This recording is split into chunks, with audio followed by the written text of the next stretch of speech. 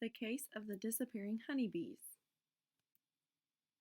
Words to know: colonies, compromised, disorder, dissected, fertilization, forage, parasites, pesticides, pollination, sanctuaries, surveyed, systemic. Who took my strawberries? Think of your favorite fruit. Now, imagine a world in which that fruit, or any other fruit, or many nuts, vegetables, or flowers, is extremely rare.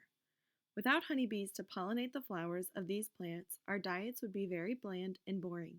In fact, 1 in 3 bites of the food you eat is thanks to honeybees.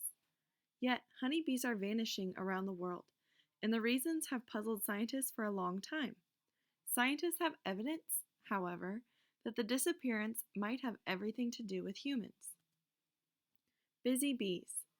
Bees live in colonies, which are busy, well-run places where each bee has a job to do, and all the bees in the colony depend on one another. Outside of the colony, a lone honeybee can't survive for more than 24 hours. Honeybees from a single hive can visit more than 100,000 flowers in a day. Once a bee finds a flower in bloom, it collects pollen for food and nectar to make honey. At the same time, the honeybee performs, unintentionally, one of the most critical processes in nature, pollination. As the bee brushes against the anthers on the inside of a flower, the bee's body picks up pollen grains from that flower. When the honeybee lands on another flower, the pollen on its fur brushes off onto the pistil inside that flower. This leads to fertilization, a process that will eventually result in a seed. Without fertilization, plants cannot reproduce, and when the plants are gone, the species that depend on them for survival also disappear. Missing in action. In October 2006, an American beekeeper arrived at one of his apiaries or bee yards in Florida to pick up 400 hives. 3 weeks before, the hives had appeared healthy, but now he found the hives nearly empty. Food, baby bees, and a few queens were all that remained. The beekeeper kneeled down, looking for dead bodies, but 20 million bees had disappeared. This beekeeper was not alone. Reports of other losses began to surface across the United States, Europe, Argentina, China, and other countries. During the winter of 2006 to 2007, roughly 750,000 of the estimated 2.4 million colonies in the United States had vanished. On average, U.S. beekeepers lost 38% of their colonies. In 2008, the largest known disappearance occurred in the almond tree groves in California.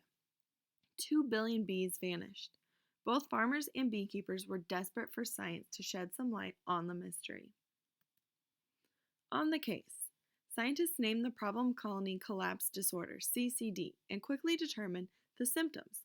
CCD happens in a matter of weeks when what seems to be a healthy hive collapses, yet few, if any, dead bees can be found.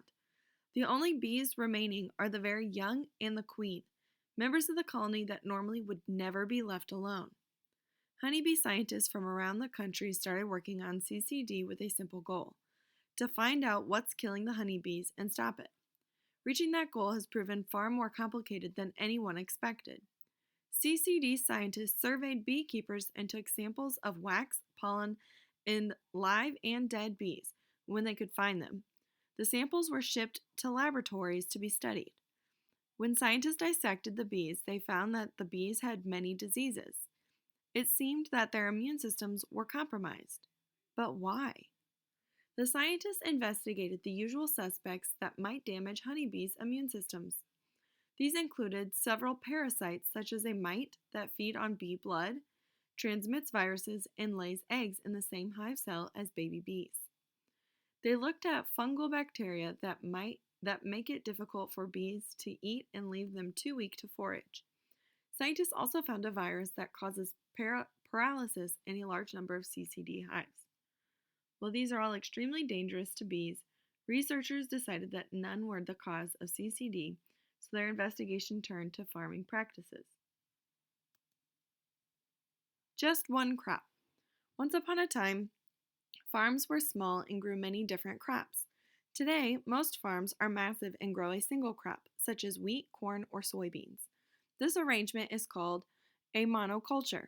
Some farmers like a monoculture because it's very efficient, but bees can't survive on such a farm for long because once the single plant crop stops blooming for the year, the bees starve to death. Monocultures present bees with other complications too. Because pests love monocultures, farmers must spray chemical pesticides to eliminate them. In American agriculture, a large portion of the food we eat is treated with pesticides. According to the Environmental Protection Agency, more than 1 billion pounds of these chemicals are used on our crops annually. It's challenging for farmers to find chemical pesticides that kill harmful insects but leave the beneficial ones, such as bees, alone.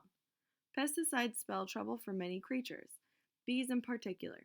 So farmers try to spray crops at times when plants aren't blooming and honeybees are less likely to be nearby.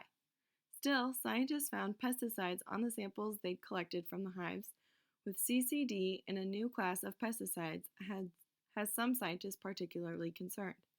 These pesticides are systemic, which means that the seeds are treated with chemicals that then infiltrate every part of a plant as it grows. A single treatment lasts a long time and kills various crop pests, a seemingly good thing. But the bee losses coincide with the appearance of these new pesticides. Pesticides might weaken the bees' immune systems, letting diseases like the paralysis virus take hold. Beyond this, though, systemic pesticides target the nervous system.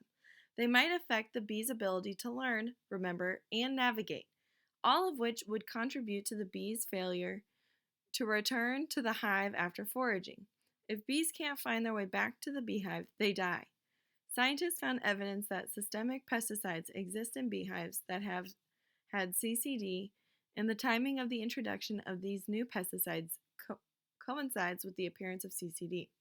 They cannot, however, state conclusively that these pesticides cause the disease. Still more factors must be considered.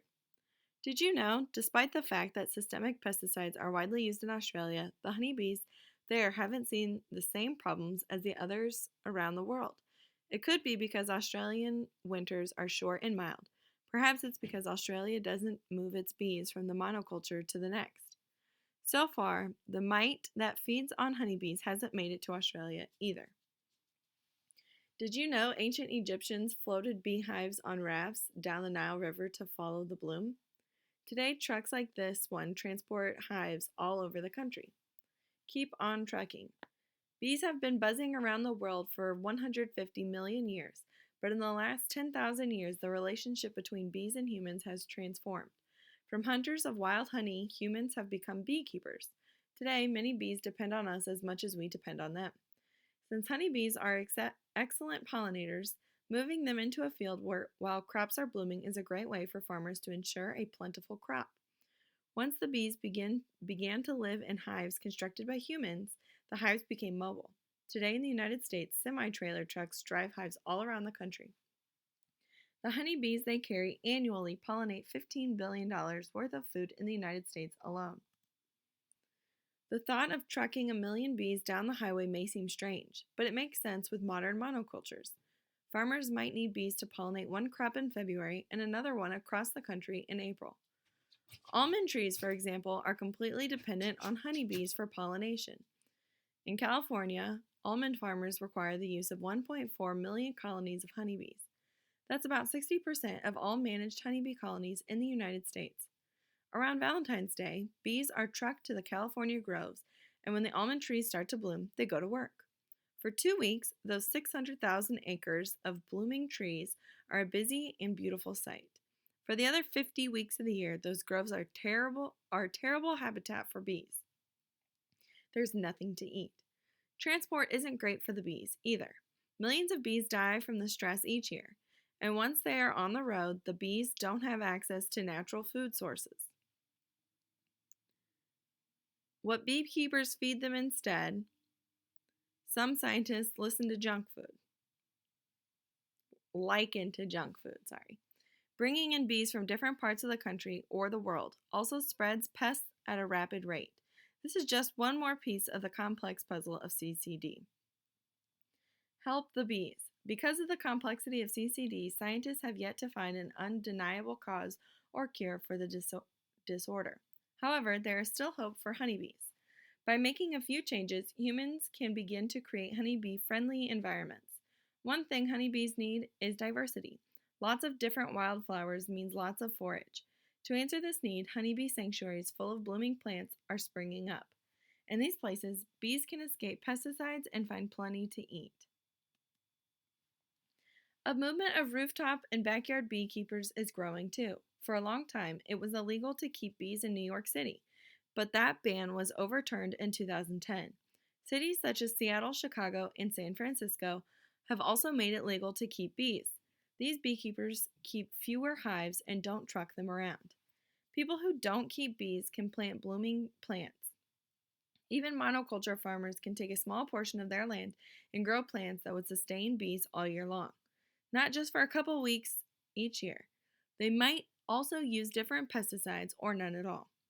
We all can make choices to help the honeybee. After all, the honeybee helps us every day.